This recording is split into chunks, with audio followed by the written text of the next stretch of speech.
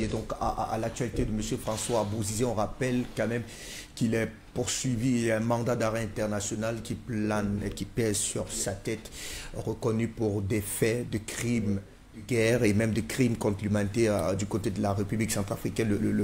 La justice centrafricaine l'a d'ailleurs condamné par contumace et donc eh bien peut-être une porte de sortie, comme l'a dit notre invité, pour tenter donc effectivement de rentrer au pays natal. Nous quittons cette fois-là cette actualité pour évoquer la situation en République démocratique du Congo avec ce retour médiatique de Joseph Kabila Kabange après près de 2 ans d'exil en Afrique du Sud. Et bien ce dernier est revenu en République démocratique Congo. Ça y est, on a l'image de sa présence du côté de Goma. C'est d'ailleurs rendu où il annonçait davantage son intention de contribuer à la résolution du conflit dans l'est du pays. A proposé un plan en 12 points, lequel plan est encore jusqu'ici secret, dans l'optique donc, dit-il, de restaurer l'autorité de l'État. Seulement, le gouvernement en place vient de le déchoir de son immunité parlementaire, l'accusant donc de soutenir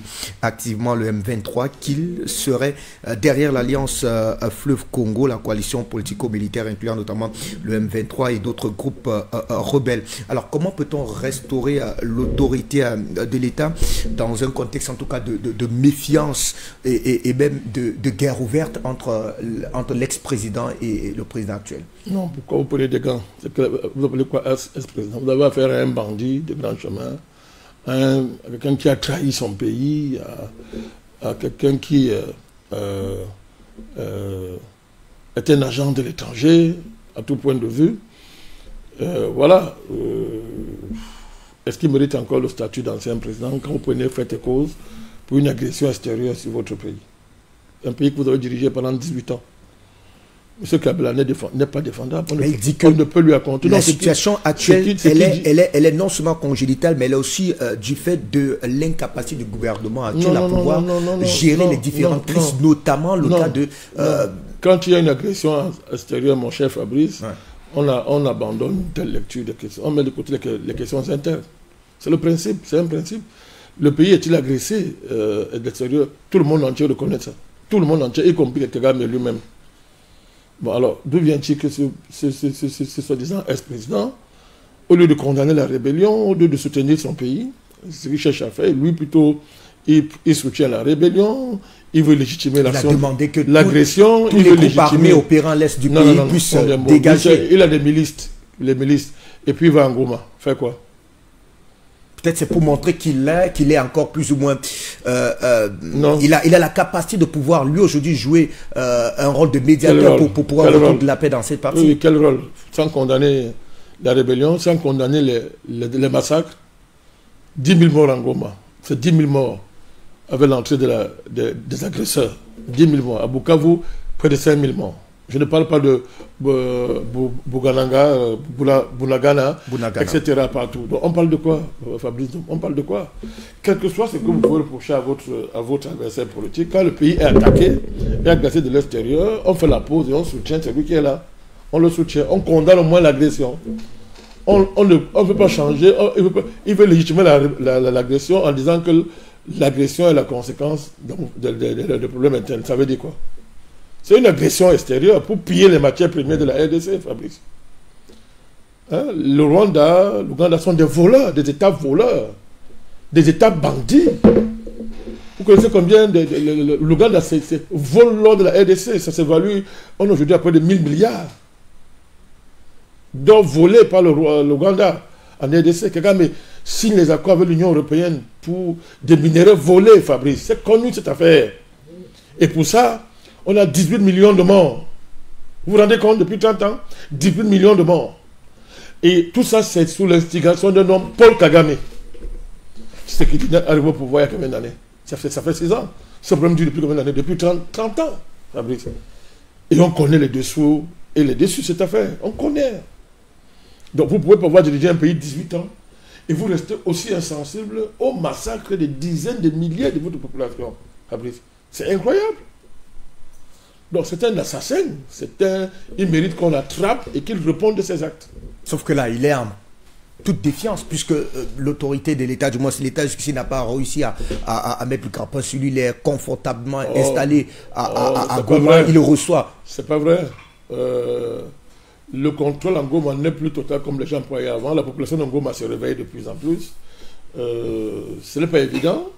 Et croyez-moi, les forces armées de la RDC, en plus des Ouazalendo, reprennent du terrain au fur et à mesure. Oui, mais là, je parle pour le cas de monsieur Kabila. Il parle être en Goma pour un jour, 2 jours, c'est pas un exploit, puisqu'il est bien conscient que tout peut arriver en Goma.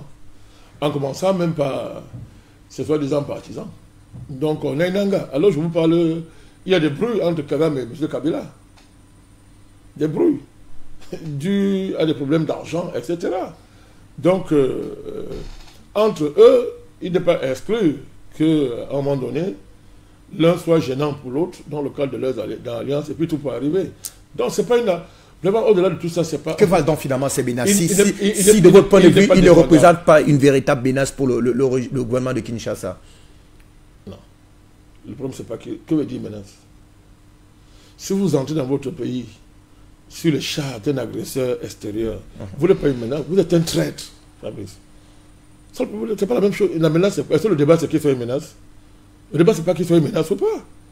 C'est une trahison impardonnable. Le haut niveau. Le haut niveau. C'est pas seulement le fait qu'il soit en Goma. M. Kabila, il a la tête, l'Alliance Peuple Congo qui met en avant, c'est quoi? C'est pas officiel, même si l'Alliance, l'AFC a officiellement accueilli, acclamé son arrivée à Goma. Alors c'est la même... Non, les gens parlent les mots. Il faut bien suivre son discours, c'est clair.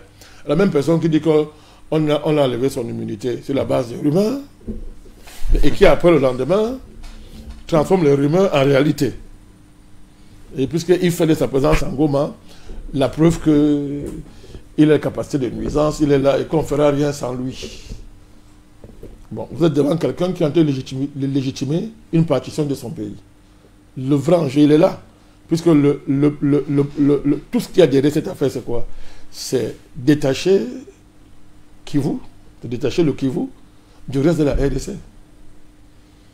Si on va même s'arrêter là. C'est ça le nom de ce problème depuis 30 ans. C'est ça l'enjeu. On connaît tout le plan Tutsi-Rwandais, dans le plan visant à reprendre toute la province du Kivu. Pourquoi? Dans le cadre d'un plan des Occidentaux, pour s'accaparer des matières premières qu'il y a dans ces régions-là. L'essentiel du colbad, l'essentiel des matières premières, des matériaux, des métaux rares, qui sont indispensables pour fabriquer les portables, les puces, etc., c'est pas, dans le monde, dépendent de cette région-là. J'espère que vous le savez. Tout à fait. Vous n'avez qu'à lire l'accord qui lie le Rwanda à l'Union européenne. C'est tellement clair. Donc, Fabrice, nous parlons de quoi? Est-ce qu'Afrique, on a encore normalement les Africains, on parle de quoi? Vous pouvez accepter qu'un pays africain ait colonisé son voisin? C'est la base de quoi? Donc, c'est un crime. Je vous rappelle qu'il y a plus de 20 millions de morts, Fabrice. 20 millions de morts. Ça fait 30 ans qu'on tue nos frères, qu'on les massacre sur nos yeux. Et nous voulons toujours enrober ça dans un discours qui reprend en son compte le bruit que les Occidentaux font pour masquer le fait que depuis des siècles, un pays a été arraché à ses populations, a été confisqué, a été volé par d'abord le criminel Léopold II et ensuite les Américains, dans le cadre de ces préemptions, n'est-ce pas, qui dans le cadre d'un accord, d'un deal, alliait l'Amérique à la Belgique. Donc, depuis très longtemps, depuis que le Congo est Congo, les matières premières de ce pays ne lui appartiennent pas. Sa malédiction vient de là parce que pour voler les matières premières, il faut entretenir éternellement l'instabilité en RDC, les guerres fratricides, pour continuer à voler les matières premières. C'est ça, c'est pas autre chose. Et ce voyou est dans ce jeu. Laissez derrière machin ancien président, machin, il est dans ce jeu. Voilà. C'est le problème. Alors très récemment, on avait eu comme une forme, en tout cas, de retour à la normale avec un semblant de se le fait entre le M23 et le gouvernement local. Beaucoup pensaient effectivement, c'était d'ailleurs, je crois, dès janvier 2025, on avait comme une forme d'accalmie avec le retour de Donald Trump qui, lui, vise notamment une forme de collaboration, même de coopération avancée avec la RDC pour être un meilleur partenaire stratégique dans ce grand business des matières premières. Alors là, avec l'entrée en jeu de M. Kabila, est-ce que ça va clairement raviver les tensions? Quelle tension? Écoutez, l'accord, les États-Unis sont décidés à mener à bout le deal avec la RDC sur les matières premières. Et même dans toute la région des Grands Lacs. Très bien. Ouais. C'est une question vitale pour les États-Unis. Vous voyez ce vaurien se mettre à travers ce projet. Vous êtes sérieux? Il pèse quoi? Il vaut quoi? Il va s'attaquer directement aux intérêts américains et ça va finir par sa disparition. Donc vous avez affaire à quelqu'un, je crois qu'il est désespéré. Il fait preuve d'un faux courage, mais en fait de désespoir parce qu'il joue son va-tout. Mais c'est trop tard, Fabrice. C'est trop tard. Là où nous parlons, ses parents rwandais sont obligés de négocier avec la RDC sous l'égide des Américains, vous le savez. Il y a un accord, il y a un processus d'accord qui est lancé. Certes, il va s'appuyer sur Luanda, Nairobi, mais les Américains sont décidés à ce que cette fois-ci, celui qui mettra en péril cet accord va en assumer les conséquences. C'est ça le problème. Et ce n'est pas l'avantage du Rwanda, ce n'est pas l'avantage, et combien de fois là, à l'avantage de ce monsieur. Donc il est dans un jeu désespéré, un jeu de désespoir qui le mènera à sa perte. Il ne peut pas s'en sortir dans ça. Il se prend pour ce qu'il n'est pas. Ce qu'il n'est pas. Trump n'est pas intéressé par lui. Trump, ce n'est pas l'État profond qui avait besoin, qui était ses parrains à lui et M. Kagame. Trump, c'est une autre démarche. Et c'est ça même la chance de la RDC, entre guillemets, pour parler comme ça, et du président Tshisekedi. Je voulais vous rappeler que le président Tshisekedi a proposé au Rwanda une coopération très approfondie et avancée dans le cadre d'une espèce de partage des matières premières. Mais sur de leur fait arrogant,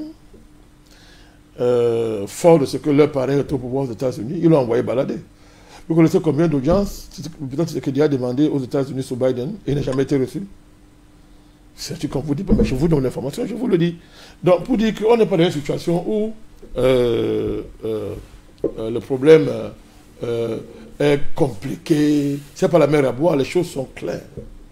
Vous avez affaire à un Rwandais, Kabila c'est un Rwandais, son vrai nom c'est Hippolyte Kanambe, c'est un Rwandais, et l'homme qui vous parle, vous savez que j'ai soutenu longtemps Kabila. Tout à fait. Je l'ai soutenu.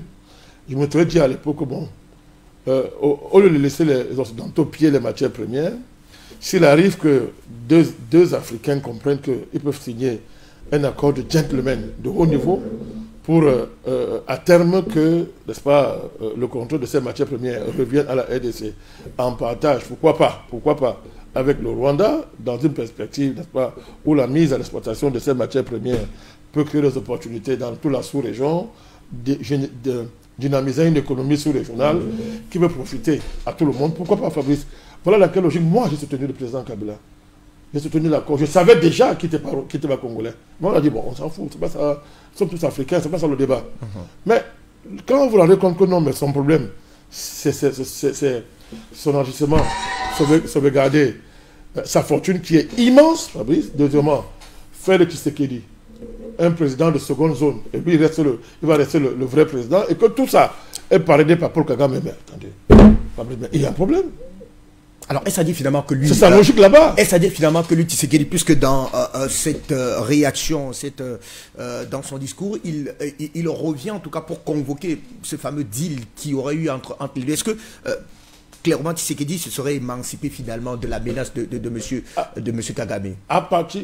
Oui, c'est évident, c'est clair. Il est le premier à avoir osé dire non à cette affaire. Non. Il ne s'émancipe... Écoutez son discours. C'est ce qu'il dit, mais... Au lieu de parler avec les pantins, moi je veux parler avec le mandataire. Il est content depuis le début. Hein. Il dit, moi je veux parler avec quelqu'un. Et quand c'était nécessaire, il a fait. C'est ça Doha. Vous vous rappelez à Doha? Il était là. Donc aux États-Unis, il discute avec le Rwanda. Il a toujours dit. Alors Kagame, le criminel assassin des grands Kagame a passé le temps à nier l'implication de Rwanda. Bon, c'est tellement flagrant qu'il ne peut plus nier. C'est fini. Aujourd'hui, on voit le vrai visage de Paul Kagame. Le jeu est dehors.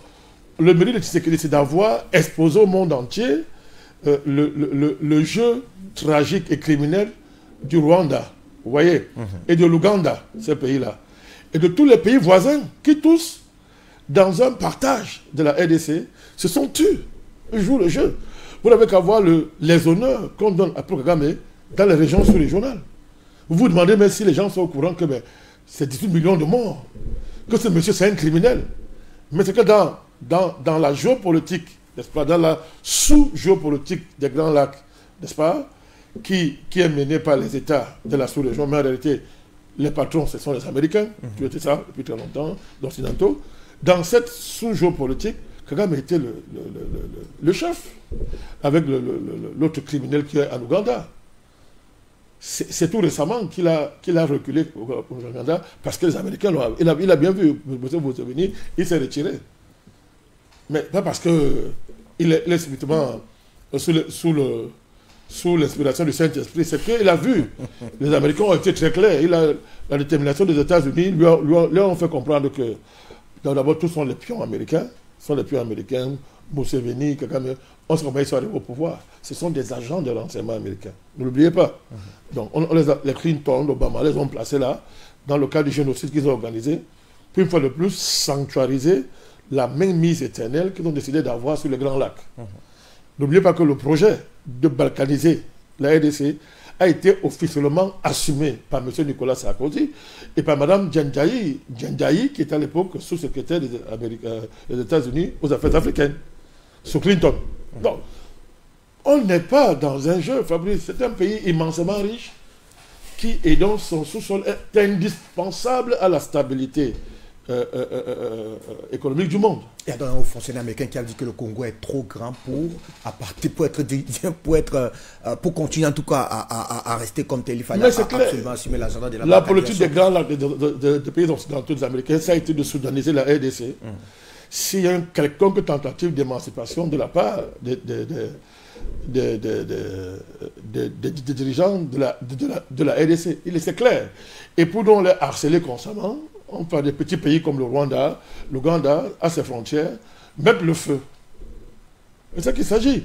Donc, la chute de Mobutu, dans les conditions que nous connaissons tous, a permis donc à Kagame, l'Ouganda, dans une coalition, n'est-ce pas, dirigée par Kabila Père qu'on a mis en avant, de pratiquement faire même basser le pays et de le coloniser. Sur le regard des Occidentaux, tant que, n'est-ce pas, ça sert simplement de façade à leur pillage de matières premières. Donc, vous entendez ce vaurien parler de ça? Est-ce qu'il dit ça lui? Tout son problème, c'est de dire qu'il est un ancien président, il est charismatique, il a rasé sa barbe, tout ça, il veut jouer au grand. C'est un vaurien, c'est un criminel. Mais ailleurs, Fabrice, c'est la pendaison, on vous fusille. On trahit pas la nation. On ne trahit pas son pays. Un ancien président doit protéger son peuple. Alors, il dira peut-être qu'en 2012, il avait plus ou moins réussi à faire reculer la menace M23 et donc peut-être qu'il tient encore les leviers. Non. Personne ne décide de croire. C'est du bavardage et du baratin. Voilà, mais la est où? Celle qui fuit devant les Vauriens rwandais. Les Rwandais n'ont gagné aucune guerre en RDC. Hein. C'est parce que l'armée refuse de combattre, vous le savez. L'armée a refusé, les généraux ont refusé de combattre. Or, ces généraux sont ses proches. C'est lui qui en a, ils sont ses proches. C'est qu'il n'a pas changé grand-chose dans l'armée depuis qu'il arrive au pouvoir. C'est compliqué. Ce sont ses proches. Vous voyez donc à quoi a servi l'armée dont il se temps. C'est une fausse armée de façade, incapable de défendre le pays, parce que Kagame a toujours veillé à ce que, et vous comprenez, c'est logique, qu'il n'y ait pas d'armée en RDC. Museveni, c'est leur logique, parce que le jour où une armée en RDC, c'est terminé, Fabrice.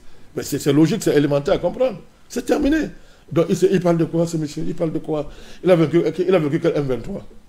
C'est le jeu. C'était un jeu savamment organisé. Il a repoussé la menace. Non, c'est un jeu savamment organisé parce que vous repoussez le M23 soi-disant, mais vous satisfaisez Kagame dans tout ce qu'il vous demande. C'est quoi? Vous voyez quoi? C'est un jeu pour calmer les gens, pour tromper les gens. Aujourd'hui, Kagame, Ngoma a été colonisé pendant qu'on assassine les populations congolaises, pendant qu'on les termine, on fait installer les Rwandais, au fur et à mesure ils s'installent. Et demain, qu'est-ce que vous dites? Nous sommes les Congolais rwandophones. Vous écoutez ça? Congolais rwandophones. Et on voit très bien ce qui se passe en RDC. Comment toute l'administration a été noyautée pendant 18 ans, de l'armée partout. Allez lire les revendications du M23. Allez les lire. C'est quoi? C'est l'autonomisation totale du Kivu. Le placement de Rwandais à des postes stratégiques du pays, dans l'armée, dans l'administration. Fabrice, vous vous rendez compte? Vous vous rendez compte? Qui peut accepter ça? Mais ce criminel, il ne parle pas de tout ça. Parce que c'est ça son rôle historique. Il est à fond dans ce projet-là, Fabrice. C'est de cela qu'il s'agit. Qui fait de temps en temps des bisbilles avec Kagame. Mais cela n'a jamais changé la convergence qu'ils ont sur le projet de fond. Hein?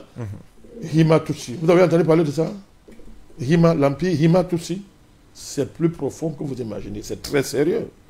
Il s'agit d'un véritable plan de colonisation de la RDC. C'est ça l'empire Hima Tutsi. Et ils ont en retour, ils donnaient à tous les carrés de mines, etc., pour qu'ils ferment les yeux sur les crimes. C'est ça le Obasanjo, c'est ça Thabo Mbeki, c'est ça Ruto au Kenya, c'est ça la SADC, c'est ça tout ce que vous avez vu là dans les grands lacs, où aucun président, personne n'a été en mesure, en dehors du président du Burundi, à prendre des positions dignes de son nom, responsables, n'est-ce pas, en faveur de la justice, de la vérité historique et de la paix dans cette région-là. Je me serais attendu que vous citiez également l'Afrique du Sud, ce qui m'amène moi également, président, à pouvoir convoquer peut-être ce que moi je qualifierais de contradiction de la part de ce pays sud-africain, bien qu'il soit un véritable allié du Congo dans sa lutte contre les M23, mais comment avoir réussi à garder M. Kabila pendant 2 ans sans que, sachant, et là vous le dites si bien, qu'il a un vieux projet pour lequel, même si officiellement c'était pas Kokonoji, c'est plus ou moins affirmé, assumé qu'il tirerait finalement les maillons de cette véritable déception. Est-ce que l'Afrique du Sud, président, est dans une véritable contradiction sur le cas congolais? Mais vous parlez de contradiction. Pourquoi vous êtes poli? Est-ce que l'Afrique du Sud, c'est un pays africain? Vous êtes trop poli, pourquoi? Je dis tous les jours que ce n'est pas encore un pays africain. Parce que la justice n'a pas encore été faite à l'Afrique du Sud. Comment expliquer donc la contribution de ces soldats? Attendez, je vous explique. La base, c'est quoi? Parce que quand un pays se projette au niveau diplomatique, c'est sur la base de ses intérêts, de sa structure, n'est-ce pas, politique, économique, qui définit sa diplomatie, qui lui fournit, si vous voulez, le matériau concret pour élaborer sa diplomatie. De ce point de vue, mon cher Fabrice, je vous dis que est-ce que l'Afrique du Sud est d'abord un pays africain pour que, dans un conflit qui a pour enjeu l'accaparement des matières premières d'un des pays les plus riches du monde en la matière, et si vous partez du principe que l'Afrique du Sud lui-même, c'est là où on recycle les matières premières les plus importantes, vous savez que l'Afrique du Sud, c'est un grand carrefour, c'est pas dans le négoce des matières premières, je ne vous apprends rien. Tout à fait. La RDC a tout ça. Ouais. Quand vous voyez que l'Afrique du Sud est encore dans les mains des Occidentaux, des Blancs, mais qu'est-ce que... La diplomatie sud-africaine ressemble à ça. Sur la RDC, c'est pas... Sur la RDC, vous avez un conflit, un tiraillement entre la revendication d'un héritage de l'ANC, le panafricanisme, l'ANC on revendique ça, etc., et la réalité du fait que les intérêts les intérêts économiques du pays, je vous rappelle que l'économie est totalement encore dans les mains des Occidentaux, font que la Centrafrique ne peut pas mener une politique, une diplomatie cohérente sur le dossier de la RDC. C'est compliqué à faire. Quand vous prenez Sunzuma, même ce Kabila père, vous prenez même Sunzuma, à chaque fois que l'Afrique du Sud s'est impliquée en RDC, c'était dans l'espoir aussi, n'est-ce pas, comme on dit chez nous, d'avoir sa part. D'avoir sa part. Mais pas remettre en cause la politique des Occidentaux dans les Grands Lacs. C'était d'avoir ma part comme, ok, je suis un acteur majeur. Mais avoir sa part, c'était quoi? C'est que les industriels, parlons de ça, les gens qui font dans l'industrie minière, installés en Afrique du Sud, ce sont les qui? Ce sont les qui? ce sont les entreprises occidentales pour la plupart. Donc, c'était pour aller se battre pour avoir leur part. Pas pour régler le problème, mon cher Fabrice. Donc, la diplomatie sud-africaine, vous avez vu à un moment donné Kagame, Ramaphosa s'est engagé. À un moment donné, il a parlé fort, il a crié fort par rapport à Kagame, mais ça s'est vite arrêté. Ça s'est vite arrêté. Il n'est pas allé, il a retiré ses troupes, il a perdu. Il y a eu un débat chaud au sein du Parlement sud-africain. Beaucoup lui demandaient qu'on ne peut plus continuer à sacrifier autant de soldats pour une guerre pour laquelle on connaît véritablement quels sont les... Peut-être le problème de fond sur ce cas précis est que, du moins pour ce que moi j'ai écouté de la part du Parlement sud-africain, on ne savait pas clairement quel était le bénéfice du pays en s'engageant dans une telle affaire. Oui, mais le problème c'est que le pays, l'enjeu c'est... Il y a l'enjeu du rayonnement diplomatique du pays, mais le rayonnement diplomatique d'un pays correspond, je vous ai dit, à la structure de ses intérêts, qu'elle va essayer de projeter sur le front diplomatique. Donc, de ce point de vue, au nom du panafricanisme, parlons comme ça, parce qu'il faut faire attention, il y a panafricanisme et panafricanisme, mais ce n'est pas le débat d'aujourd'hui.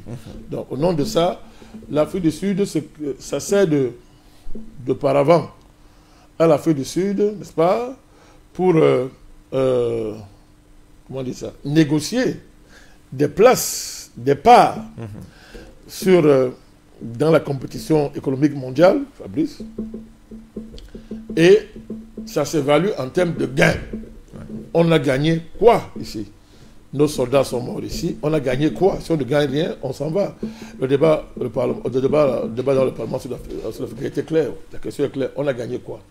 Il a été obligé de retirer ses soldats. Il les a retirés et il a renoncé à la politique vigoureuse qu'on a vu mener contre Paul Kagame. Aujourd'hui, les Sud-Africains sont silencieux, ils ne parlent plus. Posez-vous les bonnes questions. Je répète encore, les intérêts miniers en Afrique du Sud... Président, pourquoi cette pression s'est accentuée sur Ramaphosa, alors que même sous Zuma, on était dans la même configuration? Les intérêts... L'Afrique du Sud peut avoir un président noir, mais l'économie est dans les mains des Occidentaux. C'est ça la crise avec les Afrikaners? Voilà, c'est que le théâtre. Oui, Trump joue là-dessus, il joue. Vous savez que Trump aime, il met beaucoup de.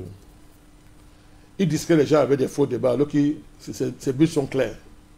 Donc, depuis très longtemps, on veut détacher l'Afrique du Sud des BRICS, de la Russie, etc. Les États-Unis veulent détacher, quand les États-Unis, c'est les intérêts de ces gens-là, c'est les intérêts de ces Afrikaners qui contrôlent l'économie du pays. Tout à fait. Donc, je vous répète encore, c'est ça. Donc, à chaque fois qu'il y a une diplomatie classique de l'ANC qui veut projeter l'image du garant, du symbole de la renaissance panafricaniste du continent, les réalités du pays les rattrapent. Ça rattrape la diplomatie. Et à chaque fois, elle va se baisser. Parce que ce sont des réalités. C'est de cela qu'il s'agit. Donc, deuxièmement, vous savez, Kabila, c'est là où il est installé une bonne partie de sa fortune. C'est là-bas qu'il s'est recyclé là-bas, avec tout ce que cela peut comporter comme capacité à distribuer. Et puis, il se vante, il dit que non, les accords de Sun City, les fameux accords de Sun City, tout à fait, ont été signés en Afrique du Sud. Donc, du coup, ça donne, il veut surfer, il veut conférer à l'Afrique du Sud un rôle moral, vous voyez, mais sur la base des accords de Sun City, qui sont à son avantage. Cet accord consacre donc la fameuse paix avec le M23 et les autres, mais dans quel cadre? Dans le cadre de la recolonisation, de la colonisation du Congo par le Rwanda, Fabrice, et l'Ouganda. C'est un peu comme l'accord d'Alger, vous vous rappelez, dans le cadre du Sahel, au Mali. L'accord d'Alger. Oh non, c'est un grand accord. Non, mais attends, est-ce qu'on peut entrer à Kidal? Est-ce que ça nous donne le droit de reprendre la souveraineté du pays, de rétablir la souveraineté du pays dans tout le territoire national au nord du Mali? Et quand ça a avancé, qu'est-ce qu'on a vu, Fabrice? Que l'accord d'Alger consacrait de facto la partition de l'Algérie, du Mali. Donc, l'accord de Sun City consacre de fait de la réalité, c'est que le Rwanda a colonisé la RDC et que c'est le Rwanda désormais qui place... Est-ce que ce n'est pas mise en application de ces accords-là qui ont posé point? Parce qu'il fallait davantage continuer le processus de désarmement de ce qu'on qualifierait classiquement comme étant des rebelles. Mais on a plus ou moins l'impression que des années après, eh bien, la menace M23 s'est davantage accentuée, elle est devenue beaucoup plus forte. Non, c'est pas de ça qu'il s'agit. C'est-à-dire que à partir du moment où, je vous dis, quelqu'un laisse le pouvoir, mais en réalité continue à vouloir contrôler le pouvoir, ben, allez, écoutez, Tshisekedi a découvert la réalité de ces accords-là. Ça s'est imposé à lui. Je voudrais vous rappeler que quand il prend le pouvoir, il va faire le tour du propriétaire, pardon, dans tous les pays de la sous-région, il fait le tour. Il s'est confronté à la réalité de cet accord. Il a vu que s'il ne fait rien, à la fin de son mandat, il aura tout le pays sur sa tête, contre lui.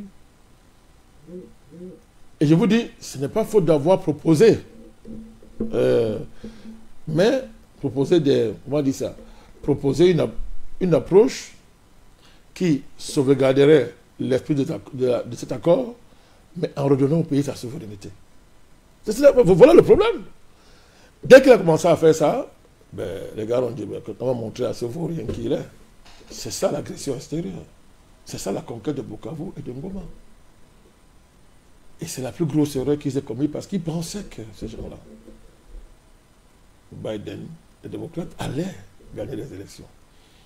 Dans le secret de l'État profond, on leur avait dit que par tous les moyens, Trump serait éliminé.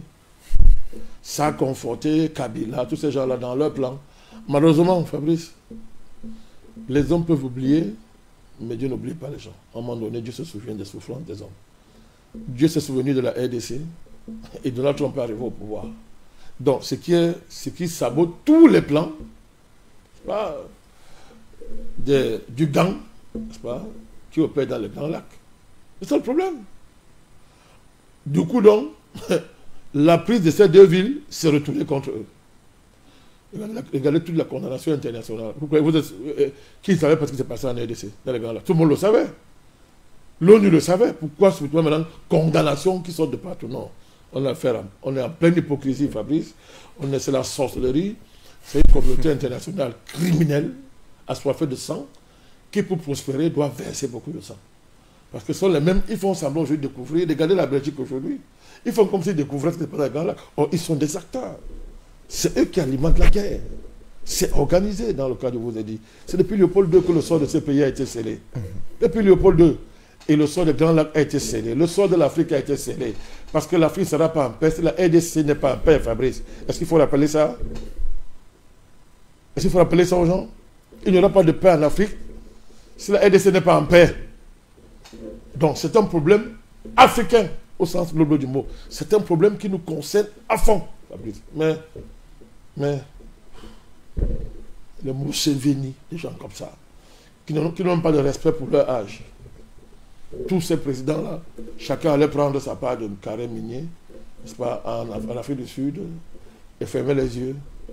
Et on célébrait l'accord de Sun City. Fabrice, tout accord qui ne prend pas en compte les exigences de justice, qui ne prend pas en compte les exigences de souveraineté d'un peuple et de son épanouissement, vous perdez votre temps. C'est comme l'accord d'Alger.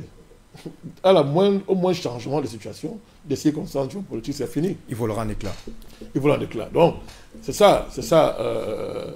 Kabila veut surfer sur tout ça pour, une fois de plus, rendre invisible leur vraie démarche, à savoir la colonisation de la RDC, le détachement de la province du Kivu de la RDC pour satisfaire les appétits de leurs parents étrangers. C'est ça la réalité. Et pour vous, ils n'y arriveront pas, ce d'autant plus que, il y a désormais des boulevards de coopération qui sont trouvés avec les États-Unis. Et pour rien au monde, Trump, qui est d'ailleurs très énergivore, ne perdra ses parts de marché pour des individus désormais en panne de Vous n'avez qu'à voir la dernière lettre qu'a signée le communiqué de la commission de 6 membres de la commission des affaires étrangères du Sénat américain, composé de 3 démocrates, 3 républicains, ont signé un communiqué clair à l'égard du Rwanda, à l'égard de tous ceux qui vont s'amuser à mettre en péril ce que désormais l'État américain considère comme ses intérêts. Ça, c'est des affaires, c'est récent, hein, c'est pas, ce que vous dites là, c'est pas signé, c'est récent que ce communiqué a été signé. Donc, vous voyez que dès que les accords seront signés, tout ça est consort, Fabrice, d'abord regardez dans quel état se trouve Kagame aujourd'hui. L'économie rwandaise est pratiquement à terre à cause des sanctions, etc. Kagame, il est isolé, c'est fini l'arrogance du pharaon des Grands Lacs, le Moïse des Grands Lacs, fini l'arrogance, c'est terminé aujourd'hui. On va refermer, président. La réalité l'a rattrapé avec son acolyte de l'Ouganda. Qui est finalement devenu un véritable nationaliste. En tout cas, on va prendre, monsieur, une transition.